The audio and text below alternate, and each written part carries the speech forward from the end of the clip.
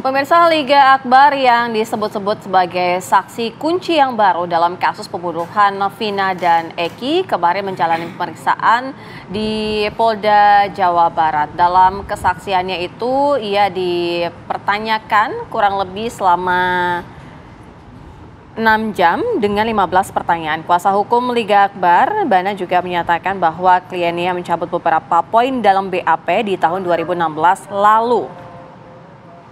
Namun kuasa hukum tidak menjelaskan poin apa saja dalam BAP yang dikonfirmasi kliennya Liga Akbar. Namun ia juga menyebutkan bahwa Liga Akbar akan membawa 4 saksi lain dalam pemeriksaan selanjutnya. Liga Akbar yang mendatangi Polda Jawa Barat untuk melakukan pemeriksaan oleh penyidik disebut-sebut sebagai saksi kunci yang baru dalam kasus pembunuhan Vina dan Eki yang terjadi di Cirebon pada tahun 2016 silam, sekaligus merupakan teman dekat dari Eki. Ia juga menyampaikan meminta perlindungan saksi kepada LPSK dan Komnas HAM demi keamanan Liga mengungkap kasus pembunuhan ini.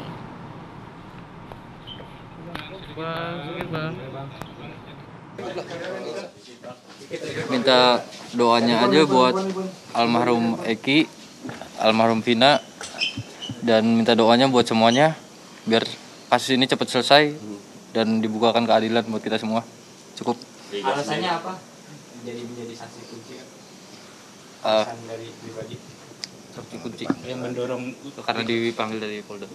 Juga sebenarnya dengan almarhum sedekat apa sih, bisa diceritakan sedikit? Oh, sudah kayak adik kakak dulu, kayak saudara. Bapak dan mamanya juga udah tahu saya. Pernah curhat nggak? Masalah curhat ya agak tertutup. Tertutup. Iya. Baik soal asmara atau geng motor itu pernah curhat? Asmara dan geng motor, saya kurang mendalami juga dan tidak tahu juga. Ini lebih dekat ke Eki atau ke Vina? Ke Eki. Pernah nginep bareng sama Eki?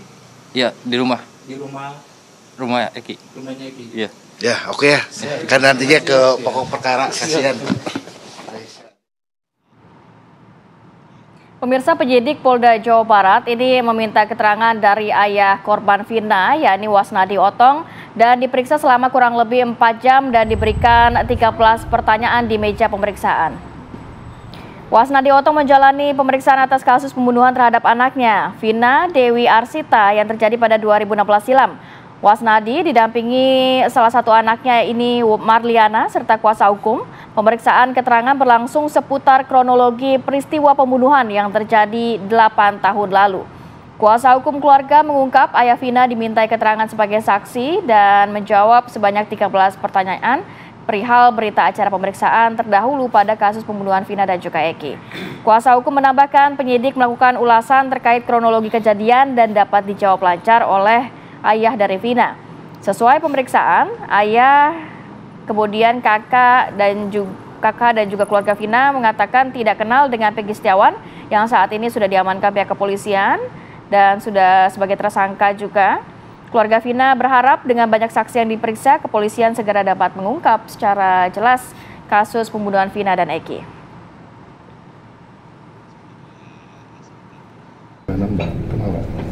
Saya sudah sering bilang ya, Boleh diulang lagi, Mbak? Saya dan keluarga itu tidak begitu kenal sama teman-teman yang di luar, termasuk Liga, termasuk pelaku-pelaku juga gitu. Jadi memang nggak ada yang kenal sama teman-teman yang di luar. Kami keluarga taunya teman-teman yang di rumah. Mbak kemarin juga sempat kasih statement kalau misalnya keluarga Vina ini sempat kayak bingung gitu ya, karena ada banyak saksi baru yang bermunculan pada saat kemudian kasus ini kembali viral gitu. Apakah ada keberatan atau gimana tuh Mbak menanggapi terkait hal ini? Keberatan sih tidak ya, cuman lebih lebih pusing aja sekarang. Karena pada saat awal kejadian itu saya mencari saksi itu sangat sulit. Sekarang bermunculan saksi, gitu kan? Bermunculan saksi dengan bilang begini, bilang begitu, kan membuat keluarga bingung ya. Tapi artinya itu hal yang positif kah ditanggapi karena ada banyak saksi yang memberikan keterangan? Positif tidaknya ya tergantung nanti saat pengacara ini mau ditaruh. Baik, kita lanjutkan perbincangan. Saya mau langsung ke Dokter Yudi, kalau melihat kan sebenarnya kasusnya sudah cukup lama begitu ya, sudah 8 tahun lamanya, kemudian juga saat itu kondisinya antara hasil visum dan juga amar putusan ini kasus kematiannya agak berbeda begitu ya. Beberapa luka-luka baik senjata tajam yang tadinya disebutkan ini tidak ada. Nah, bagaimana kalau secara forensik ini kita bisa mengungkap kasus kematian ini, Dr. Yudi? Terima kasih. Pertama secara forensik memang kita hanya bergantung pada bukti yang ada ya pada saat pemeriksaan. Baik itu terkait luka-luka maupun juga barang bukti lainnya yang didapatkan oleh penyidik pada saat pemeriksaan awal. Nah, jadi dokter forensik memang bekerjanya hanya berdasarkan permintaan dari polisi, yaitu untuk melakukan pemeriksaan jenazah, dalam hal ini pemeriksaan luar, dan selanjutnya kalau misalnya memang perlu diotopsi gitu ya. Nah, jadi kami hanya bekerja berdasarkan itu, bukti-bukti yang kami ambil dari tubuh korban, itulah yang menjadi dasar atau hasil dari pemeriksaan kami. Selebihnya ya tentu dari penyidik ya, bagaimana melakukan olah TKP, bagaimana melakukan rekonstruksi kasus dan selanjutnya. Mungkin seperti itu kalau dari sisi forensik, Mbak. Iya. Dokter Yudi, artinya gini, ketika memeriksa apa yang ada di tubuh korban, termasuk ketika menemukan adanya sperma, artinya akan ada pengecekan lebih lanjut sperma itu kepemilikannya siapa gitu? Ya, kalau untuk sperma mungkin kita akan mengaitkannya dengan DNA, gitu ya. Nah, untuk DNA sendiri yang bisa kita dapat dari korban itu hanya profil DNA korban, ya. Nah, kalau misalnya memang ternyata didapatkan sperma di dalam tubuh korban lalu diperiksa profil DNA-nya dan berbeda dengan profil DNA korban, maka ini menjadi suatu temuan. Tetapi profil DNA itu hanya sekedar menjadi profil DNA kalau tidak ditindaklanjuti. Nah, jadi pemeriksaan DNA lebih lanjut adalah kita perlu mencari suspeknya siapa, tersangkanya siapa, gitu ya. Nah, tersangkanya siapa, lalu kita cocokkan DNA, kita bandingkan profil DNA yang kita dapatkan dari sperma di dalam tubuh korban dengan profil DNA yang suspek tadi atau tersangka tadi, apakah cocok atau tidak. Kalau misalnya cocok, berarti kemungkinan besar dia, gitu ya, pelakunya. Nah, dalam hal misalnya terjadi persetubuhan secara beramai-ramai, artinya pelakunya lebih dari satu, tentu profil DNA-nya juga ngacak, gitu, nyampur dengan satu dengan yang lain tuh overlapping. Nah, itu semua juga harus dianalisis lebih lanjut. Profil DNA yang tersangka atau suspek tadi, apakah merupakan salah satu dari profil DNA yang ditemukan pada sampel tersebut. Nah, itu jadi prosesnya kurang lebih seperti itu, Mbak, memperbandingkan antara profil DNA yang ditemukan pada korban dengan profil DNA dari suspek, seperti itu. Oke. Dokter Yudi, tapi kalau misalnya sudah 8 tahun yang lalu, ketika pada saat itu memang masih ada profiling spermanya begitu yang tadi dokter jelaskan, tapi tidak ada untuk lebih lanjutnya karena pada saat itu mungkin ada keterbatasan dalam pengungkapan para tersangka ini. Tapi bagaimana ketika saat ini mencoba untuk dilacak lagi, bisakah? Ya, pertanyaannya adalah apakah sampel yang diambil 8 tahun yang lalu itu masih cukup baik atau tidak untuk bisa diperiksa lebih lanjut. Kalau misalnya itu cukup baik, maka masih tetap bisa diproses sampai dengan sekarang. Baik itu profil DNA maupun juga hasil-hasil lab yang lain.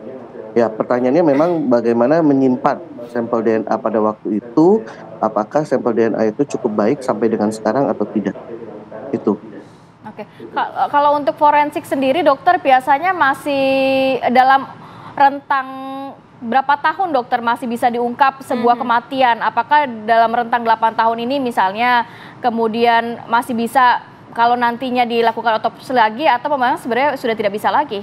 Berapa lama tuh biasanya? Ya, secara waktu kita tidak bisa mematok ya, misalnya harus hanya bisa 5 tahun atau berapa tahun, tidak.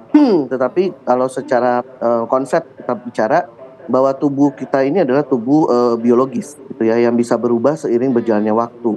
Jadi kalau memang kita mengalami luka-luka pada tubuh mengenai jaringan lunak di tubuh kita, maka itu hanya mungkin bisa bertahan selama beberapa waktu ya. Pada saat misalnya jenazah sudah dimakamkan, sudah dikubur selama beberapa waktu, dia akan terurai sehingga jaringan ini akan hilang. Kita tidak bisa lagi melihat luka. Tetapi kalau trauma tadi misalnya mengakibatkan tulangnya patah, nah tulang itu cukup awet, bisa sampai puluhan tahun bahkan sampai ratusan tahun. Nah, jadi walaupun jaringan lunaknya sudah terurai tetapi tulangnya masih ada, kita masih bisa juga melihat adanya efek trauma terhadap korban. Misalnya tulang tengkoraknya pecah, patah, atau tulang iganya patah. Nah, itu masih bisa dilihat walaupun korban ini sudah dimakamkan selama sekian tahun, ya lama. Nah, terkait dengan sampel-sampel, kembali lagi tadi yang saya sampaikan, kalau sampel itu dipreservasi dengan baik, artinya memang disimpan dengan media yang baik, itu masih bisa masih bisa kita periksa selama sesudah beberapa tahun kita masih bisa periksa, hasilnya masih valid, gitu. Jadi semua tergantung dari berbagai faktor, Mbak. Kalau dia dimakamkan, tergantung tanahnya, apakah tanahnya itu cukup lembab gitu ya, sehingga bisa cepat mengurai tubuh, atau justru kalau tanahnya itu cukup baik sehingga dia bisa proses pembusukan itu bisa berjalan lebih lambat dibandingkan dengan yang seharusnya.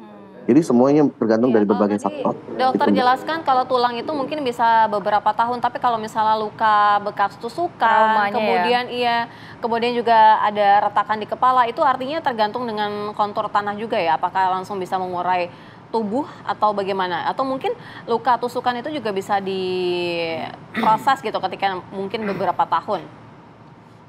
Ya, itu yang saya katakan tadi, bahwa kalau kita bicara luka, luka itu kan mengenai jaringan lunak ya. Misalnya kita bicara otot, kulit, nah itu semua adalah jaringan lunak yang bisa terurai seiring berjalannya waktu. Jadi secara alami tubuh kita ini akan mengalami pembusukan. Dia akan terurai, dan kalau dimakamkan sekian waktu dia akan hilang gitu ya, jaringan lunak ini akan hilang bersatu dengan tanah gitu, uraiannya. Nah, yang tersisa adalah jaringan-jaringan yang keras, yaitu tulang, gigi gitu ya. Nah, itu yang masih bisa cukup awet.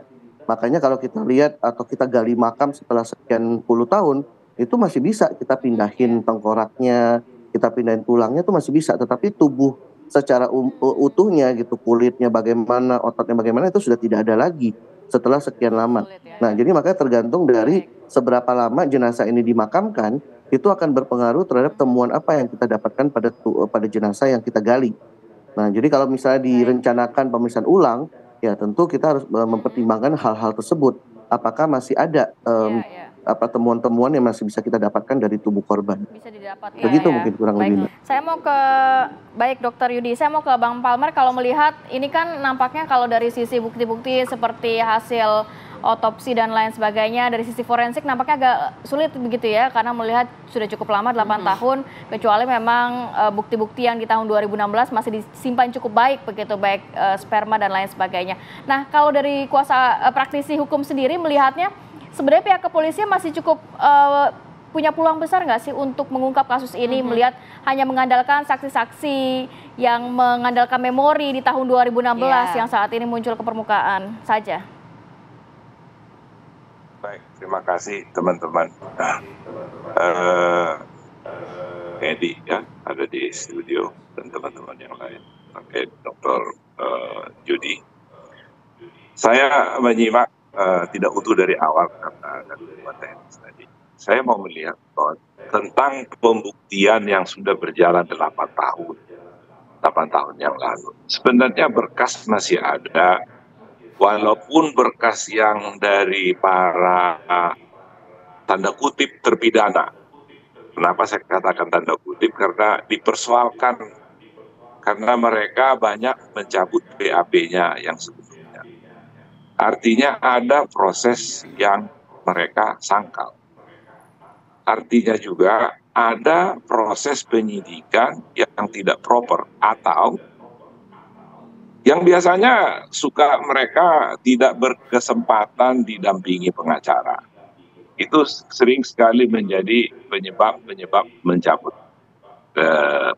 keterangan saksi di persidangan. Apalagi saksi itu akan kemudian menjadi saksi kepada tersangka yang lain menjadi saksi kepada. Jadi ini bukti dulu, tidak bisa, tapi paling tidak berguna sebagai petunjuk. Dalam kaitannya apakah tadi hasil forensik itu masih mungkin dipakai sebagai 8 tahun yang lalu. Yang dimaksud oleh Dr. Yudi tadi dari pengalaman yang seperti kasus pembunuhan DC yang saya alami itu, memang walaupun itu sudah bertahun-tahun, kalau menyangkut organ tubuh yang keras, katakanlah pada kepala, dipukul pakai benda tajam, tentu frakturnya berbeda dengan kalau dipukul dengan benda tumpul. Itu masih bisa dipakai.